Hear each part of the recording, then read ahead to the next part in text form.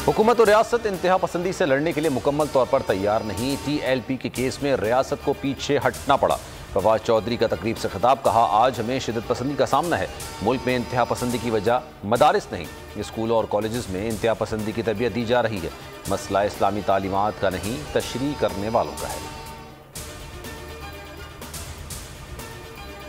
तहरीक लब्बैक के सरबराह साद रिजवी को coat Lakhpat jail से रिहा कर दिया गया। कारकुनान ने साद रिजवी का मरकजी जामिया मस्जिद रहमतुल्लिल आलमीन पहुंचने पर इस्तकबाल किया। हुकूमत ने मुआहदे के मुताबिक TLP के कई रहनुमाओं के नाम 4th शेड्यूल से निकाल दिए थे।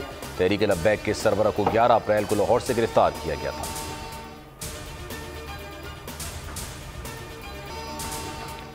EVM इलेक्ट्रॉनिक धांधली का मंसूबा करार। एहसन इकबाल कहते हैं कि इलेक्शन कमीशन के तहफ़्फ़ुज़ात के बावजूद कवानीन बनाए गए, मशीन ना आई तो धांधली का मंसूबा नाकाम हो जाएगा। शहरी रहमान बोली, हुकूमत ने अगले इलेक्शन को छीनने के लिए पार्लियामेंट को मफलूज कर दिया।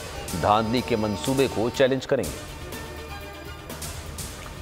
इंतखाबी निज़ाम को कंट्रोल किया जा रहा है। जिसने 2018 के इलेक्शन कराया उसी ने आईनी तरमीम कराई। अपोजिशन जमातों का इत्तेहाद किसी भी जबरी कानून को तस्लीम नहीं करेगा। मौलाना फजल रहमान का 2 टूक पैगाम, कहा तमाम कवानीन जूते की नोक पर रखते हैं, हमें गैर जमहूरी कुव्वतों से इक़्तिदार नहीं चाहिए।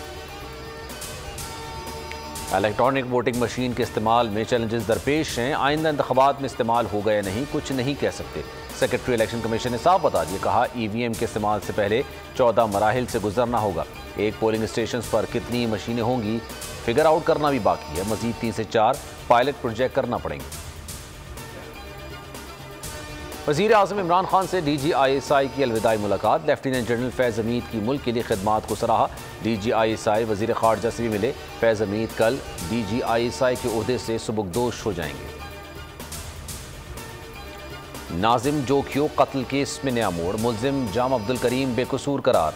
मकतूल के भाई अफजल जोकियो ने क्लीन चिट दे दी। कहा कत्ल से जाम अब्दुल करीम का कोई ताल्लुक नहीं। अफजल जोकियो ने मजिस्ट्रेट के सामने बयान रिकॉर्ड करा दिया। सब्सक्राइब करें और बेल दबाएं ताकि कोई खबर रह न जाए।